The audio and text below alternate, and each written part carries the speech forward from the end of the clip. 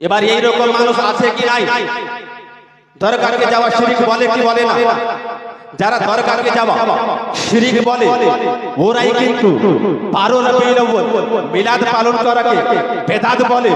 ওরাই কিন্তু নবীর নামকে শুনে বৃদ্ধাঙ্গুলকে চুম্বন দিয়ে চোখে লাগানোটাকে ও বেদাত বলে। এটা বেদাত নয়।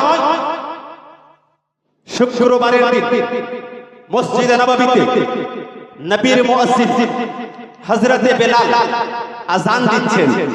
আযান দিতে দিতে যখন আশহাদু আন্না মুহাম্মাদার রাসূলুল্লাহ বলেছেন, হযরতে আবু বকর সিদ্দিক উপস্থিত ছিলেন।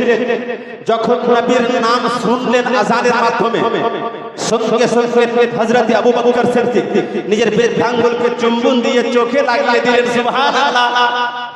আমার নবী দেখছেন, আমার আবু বকর আমার নাম শুনে বৃদ্ধাঙ্গুলকে চুম্বন দিয়ে চোখে লাগিয়ে দিলেন। তো আমার নবী বারণ করলেন না। যদি বেদাত হতো আমার নবী বলতে পারতেন এটা বেদাত, তুমি এটা করিও না। যেমন বর্তমানে ওয়াহাবি হোক, দেওবন্দি হোক, এরা বলে তো নাম নিলে কোনো অসুবিধা নাকি? কোনো মন্দ কথা তো বলি। ওরাই বেদাত বলে যারা নিজের পরিচয় ওয়াহাবি নামে দেয়। ওরাই নবীর নামকে মুহাব্বতের সহিত চুম্বন করাকে বেদাত বলে যারা নিজের পরিচয় দেওবন্দি হিসাবে দেয়। কিন্তু আমার নবী দেওবন্দির কথা বললেন না, ওয়াহাবির মতো কথা বললেন না। আমার নবী বলছেন, হাদিস শরীফে আছে, মান ফাআলা মা ফাআলা খালিলি হাল্লাত লাহু শাফাআতি। সুবহানাল্লাহ। নবী বলছেন, আমার বন্ধু আবু বকর যে কাজটা করলো, যে ব্যক্তি ওই কাজটা করবে তার জন্য আমার শাফাআত হালাল হয়ে গেল। অতএব সে যদি গুনাহগার থাকে আমার নামের সঙ্গে ভালোবাসার পরিচয় দেওয়ার কারণে তার সুপারিশ করে আল্লাহর জান্নাতে তাকে আমি নিয়ে যাব।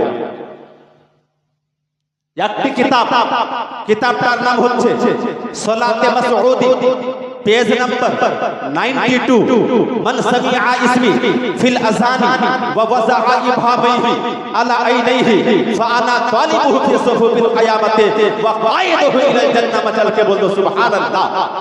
নবী বলছেন, যে ব্যক্তি আযানের মধ্যে আমার নামকে শুনবে আর বৃদ্ধাঙ্গুলকে চুম্বন দিয়ে চোখে লাগিয়ে নেবে, ময়দানে মাহশরের ভিড় ময়দান থেকে তাকে খোঁজ করে আমি আগে আগে যাব, তাকে পিছনে পিছনে জান্নাতে নিয়ে যাব।